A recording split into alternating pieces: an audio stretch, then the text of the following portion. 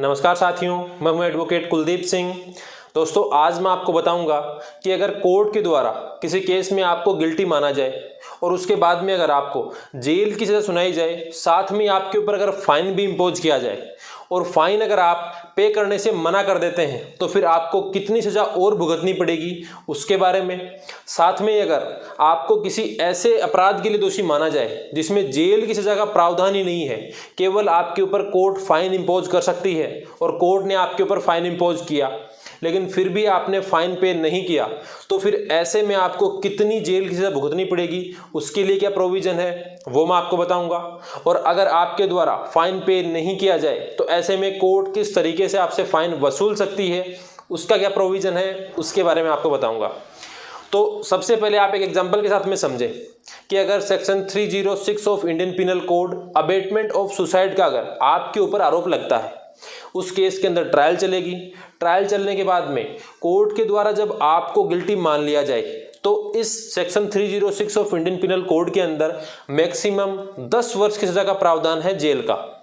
अब कोर्ट के द्वारा ये कोर्ट के ऊपर डिपेंड करेगा कि कोर्ट आपको मैक्सिमम 10 वर्ष सजा सुनाए या फिर 8 वर्ष की, 9 वर्ष की, कितनी भी सजा सुना सकती है। तो सपोज कीजिए आपको कोर्ट ने section 306 of Indian penal code में गिल्टी माना और आपको 8 वर्ष की सजा सुनाई।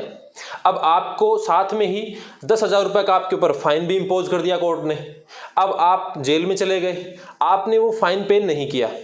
अब जब आपके द्वारा 8 वर्ष की सजा भुगत ली गई तो उसके बाद में आपको जो फाइन लगाया गया था वो फाइन आपने डिपॉजिट नहीं करवाया तो उसके लिए भी आपको सजा भुगतनी पड़ती है।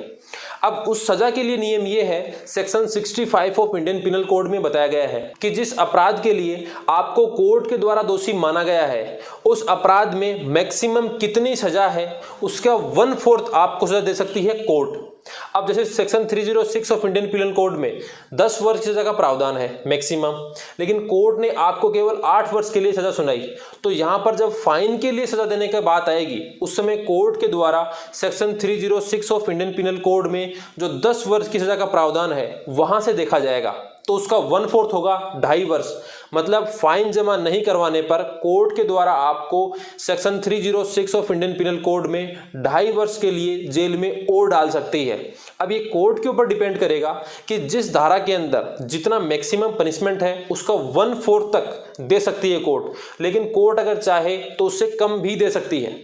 अब जैसे कि अगर कोई भी पुराने ऑर्डर हुए हैं कोर्ट के तो आप उनको देखिएगा, उसमें क्या होता है, कोर्ट जब भी किसी अपराधी को अगर दोषी मानती है तो फिर उसके अंदर कोर्ट के द्वारा उसमें जब पनिशमेंट लिखा जाएगा कि इस अपराध के लिए हम इसे दोषी मानते हैं और इसे इतने वर्ष की जेल की सजा सुनाते हैं, साथ में ही इसके ऊपर इतना फाइन लगाते हैं।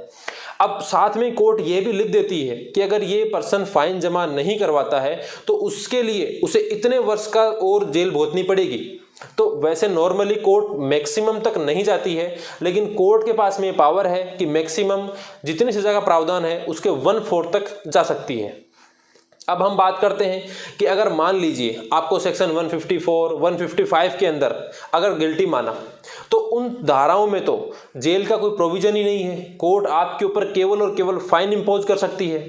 तो जब ऐसे अगर फाइन की बात आती है कि जैसी ऐसी किसी धारा के लिए आपको दोषी माना जिसमें केवल जेल जाने का प्रावधान ही नहीं है, केवल फाइन लगाने का प्रावधान है, तो उसके लिए section 67 of Indian penal code में ये बताया गया है कि अगर आपके ऊपर कोर्ट के द्वारा 50 रुपए तक का अगर फाइन लगाया गया है तो अगर आप वो फाइन जमा नहीं करवाते हैं तो कोर्ट के द्वारा आपको 2 महीने तक के लिए जेल में डाला जा सकता है। अब ये मैक्सिमम लिमिट है जेल में डालने की, कोर्ट इससे कम भी आपको कर सकती है 50 रुपए के फाइन के ऊपर। लेकिन अगर 51 रुपए से 100 रुपए तक का अगर आपके ऊपर फाइन लगा है और वो अगर आप डिपॉजिट नहीं करवाते हैं तो फिर उसके लिए कोर्ट आपको मैक्सिमम 4 महीने के लिए जेल में डाल सकती है। और अगर 100 रुपए से ऊपर का अगर कोई फाइन लगाया जाए तो उसके लिए 6 महीने का प्रावधान है कि 6 महीने तक कोर्ट आपको जेल में डाल सकती है। अब ये मैक्सिमम लिमिट है, कोर्ट इसमें कम भी कर सकती है।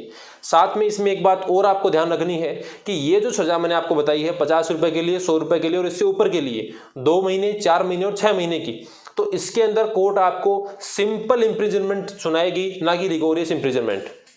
इसके अलावा इसमें एक प्रोविज़न और ये भी है अलग से कि अगर आपके द्वारा 2 महीने की सज़ा काट ली गई और अगर आप अपना जो फाइन लगाया गया है वो पे कर देते हैं तो कोर्ट आपको उसी समय रिलीज कर देगी।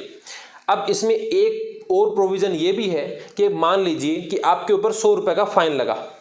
100 रुपये के फाइन के बाद में आपको 4 महीने के लिए कोर्ट के द्वारा जेल में डाल दिया गया कि आपने वो फाइन सबमिट नहीं किया है, तो अब आपको हम जेल में डालते हैं।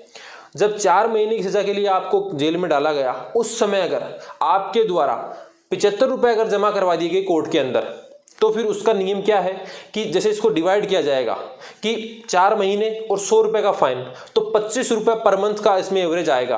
तो फिर ऐसे में आपके द्वारा जब 75 रुपीज़ पे कर दिए गए हैं, तो उसके लिए आपको 1 महीने बाद में, जब 1 महीने जेल में आप रह लेंगे, उसके बाद में कोर्ट के द्वारा आपको छोड़ दिया जाएगा। लेकिन अगर आपके द्वारा 1 महीना निकलने के बाद में अगर 75 रुपीज़ पे किए जाते हैं तो आपको इमीडिएटली उसी समय छोड़ दिया जाएगा। तो ये नियम लागू होगा। आप 50 रुपये जमा करवाएंगे तो आपको 2 महीने बाद छोड़ा जाएगा। तो इस तरीके से ये नियम भी लागू होता है। इसके अलावा इसमें एक प्रोविज़न ये भी है कि जब भी कोर्ट के द्वारा किसी केस के अंदर आपको दोषी माना जाए तो उसमें मैक्सिमम 6 ईयर तक आपसे वसूल सकती है फाइन। लेकिन अगर आपको सज़ा ही ऐसी हुई है कि 10 वर्ष के लिए या फिर 12 वर्ष के लिए अगर आपको जेल में डाला गया है, तो जब तक आप सज़ा काटते हैं, भुगतते हैं, तब तक आपसे वो वसूला जा सकता है फाइन। तो ये भी एक प्रोविज़न है। इसके अलावा अगर आप एक ये बात सोचते हैं कि अगर किसी पर्सन के ऊपर मान लीजिए फाइन इम्पोज कर दिया, उस पर्सन की अगर डेथ हो जाती है तो फिर ऐसे में क्या होगा, तो उसके लिए प्रोविज़न ये है कि जब भी अगर किसी ऐसे पर्सन की अगर डेथ भी हो जाए जिसके ऊपर फाइन इम्पोज किया गया है, तो उसकी जो प्रॉपर्टी होगी उससे वसूला जाएगा वो फाइन। तो इसलिए ये कभी भी आप ना सोचें कि अगर किसी एक्यूज की डेथ हो गई है तो वो फाइन उससे वसूला ही नहीं जाएगा।